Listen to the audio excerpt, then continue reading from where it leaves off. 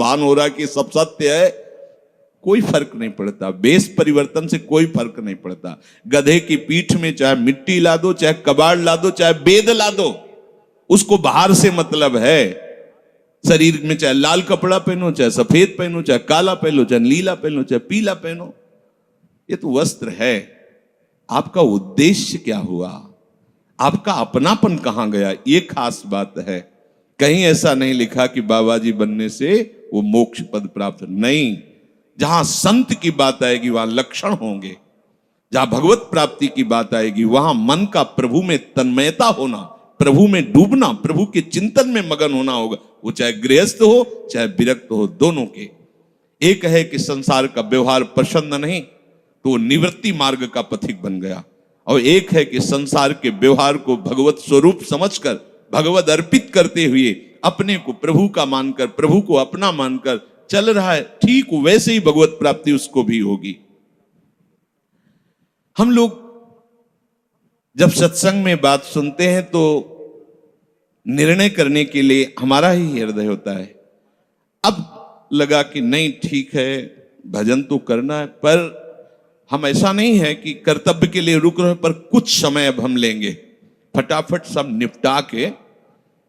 तो तुमसे भी चतुर काल है, वो उतने ही समय में तुम्हें निपटा देगा। बहुत चतुर है। हमने बहुत से लोगों के मुझ से सुना है कि बस ये काम हो जाए हम आए, आज तक वो लौट के नहीं आ पाए, क्योंकि वो गली ऐसी है, क्या है, बहुत दलदल है आगे। जो गया ना मोह कलिल में डूबा, अब निकल पाना बड़ा मुश्किल है। सत्संग में इतना सामर्थ्य है कि अभी आप सुन रहे हो, अभी आपको ऐसे सब ऐसे लगेगा, ऐसे ऐसे निकल जाएंगे, और गेट के बाहर होइएगा, वो हवा लगने दीजिए, तब लगे कैसे निकले। ऐसी प्रचंड माया है।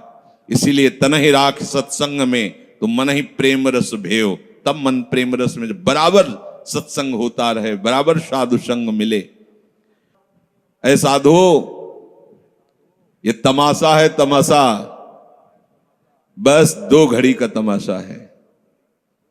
यहां जितने इकट्ठे हुए हो ये सब मिल नहीं सकते। माता पिता भाई बंधु सब बिछुड़ते चले जा रहे हैं। जो ही आकर सब इकट्ठे मिले हो, ये कभी इकट्ठे नहीं रह सकते। ये कुछ समय का है। संतों ने इसे 2 घड़ी का है, ऐसे ऐसे व्यतीत हुआ। हम लोग परिवार को अपना मैं मानकर, मेरा मानकर के जो पोषित कर रहे हैं, वो कुछ समय के लिए है। जैसे नाव नदी के ऊपर बाट बटाऊ आए, मिल मिल जुदे होए पल माही आप को जावे। जैसे नदी पार करने के लिए 50 लोग इकट्ठे हुए, नाव में बैठे, नाव किनारे पहुंचे, सब अपने अपने मार्ग को चले जाते हैं, कोई किसी का साथ नहीं देता है। ऐसे ही मृत्यु का समय आया, चला, आप कितना भी प्यार करो, वो लौट के आपसे पूछने के लिए नहीं आएगा आप कैसे हो, या आपने कितना भी सबके लिए किया है, मोह से युक्त होकर अपना जीवन, विशेष जीवन आपने दे दिया, लेकिन आपकी क्या दुर्गति होगी किसी को कोई परवाह नहीं है। फूंक ताप के 10-5 दिन में वो जो दिन क्रिया हुई, इसके बाद सब मौज मस्ती में होते हैं। कोई तुम्हारा चिंतन, कोई तुम्हारा नाम नहीं लेगा, कोई तुम्हारे लिए आंसू नहीं बहाएगा। वो अगर कोई रोता है तो हमने सुना है कैसे रोता है। आज तक हमने जो कहा वही इन्होंने पूरा किया, मतलब अपनी कामनाओं की पूर्ति के लिए रोता है। अब कौन हमारी बात सुनेगा। तुम कितना हमें चाहते थे, कोई नहीं उतना चाहता। क्या कह के रो रहा है, क्या कह के रो रहा है, अपनी कामनाओं की, स्वार्थ की पूर्ति के लिए रो रहा है, तुम्हारे लिए नहीं रो रहा। वो ये भगवान का बगीचा है संसार, रंग बिरंगे फूल हैं, कुछ तो कली ही मुरझाकर नष्ट हो जाती है, कुछ फूल खिलकर नष्ट हो जाते हैं, कुछ में ऐसी सुगंध आती, थोड़ा सुगंध फैलती, वो भी नष्ट हो जाते हैं। ये बगीचा केवल देखने में सुहावना लगता है बड़ा भयावना। इसमें मृत्यु का तांडव हो रहा है। आप देखो प्रतिपल मृत्यु भयावा, पर कैसी माया है। सामने वाला पतिंगा जला, फिर भी वो जाके उसी में जलता है। ऐसे फूंक के आ रहे हैं एक को, और उनको ये वैराग्य नहीं हो रहा कि मेरे शरीर की भी यही दशा होनी, मुझे कुछ कर लेना चाहिए, ऐसी कुछ कर लेना चाहिए जिससे हम कालातीत अवस्था को प्राप्त हो जाए। क्यों नहीं कर पाता? दारा सुत संपत्ति को सुख, ज्यों मोती ओस बिलावे, यहाँ ही मिले और यहाँ ही नासे, ता क्यों पछतावे।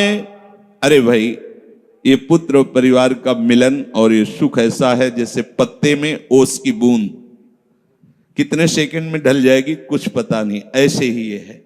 बड़े हर्षित हो रहे हैं, बाजे बजवा रहे हैं, बहुत दिनों बाद लड़का हुआ है, फूले नहीं समा रहे, और काल की अवधि बहुत अलू खत्म। अब वो बूंद जो है पत्ते में गिर गई। अब किस बात को लेकर यहां खुशी मनाई जाए, किस बात को लेकर हम यहां गर्व करें? बहुत सावधानी की जरूरत है। जो यहां मिला वो यहीं छूट जाएगा। आप जब जाओगे तो आपके साथ हरि भजन वो किया नहीं, आपके साथ ही हरि उनको माना नहीं, क्या करो? कुछ दे दे क्या? सबको सुख देने की भावना, सब में प्रभु की भावना, जो भी तुम्हारे पास मन वचन कर्म से प्राप्त हुआ है वो सबको सुख देने के लिए है, सब में प्रभु है। ये बात समझ में नहीं आएगी, सबको क्यों सुख दें? क्योंकि सुख मिलना है।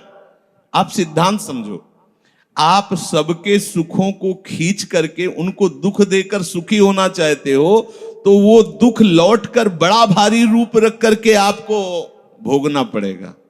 आप दूसरे को सुख दिए तो सुख लौट के बड़ा भारी सुख आपको देगा। ये सिद्धांत समझो ना, पर समझ ठीक है नहीं। तो हम दूसरे को दुख दे करके अपने को सुखी मानना चाहते तो वो दुख बहुत बड़ा रूप रख के आता है और हम दुखी हो जाते हैं। नहीं, आज तक तो सब लोग सुख के लिए ही कर रहे हो तो सुखी हो जाना चाहिए, मतलब गलत है, कहीं ना कहीं सिद्धांत गलत है। सत्संगति को लाभ बड़ो है, साधु भक्त समझावे, चरण दास ही राम सुमिर ले, गुरु सुखदेव बतावे। चरणदास जी कह रहे तुम्हारा परम हितकारी हरि है, उसी से नेह लगा लो, सदगुरु के वचनों पर विश्वास करो, प्रभु के नाम का निरंतर रटन करो। अब ये बात हमारी समझ में आई सत्संग के द्वारा कि हमारे जीवन के जो दो उद्देश्य बन रहे थे कि एक तो क्या करें, परिवार का पोषण करें या हरि भजन करें। तो दो भाव जो बने थे उनको तो मिटार दो, दो है ही नहीं। घर गृहस्थी में जो है बिल्कुल उसे बंधनकारी मत समझो, प्रभु का सब कुछ मानकर नाम सुमिरन करते हुए जो सेवा करो। अरे बड़ा आनंद आता है। आपको लगता है कि बैठकर भजन होता है, बिल्कुल ये मन की चाल है, नहीं होता। मन को भजन में नहीं लगाओगे तो चाहे पड़े रहो चाहे बैठे रहो, भजन नहीं होने वाला। और अगर भजन में लगाओगे तो फावड़ा चलाते हुए भजन होगा।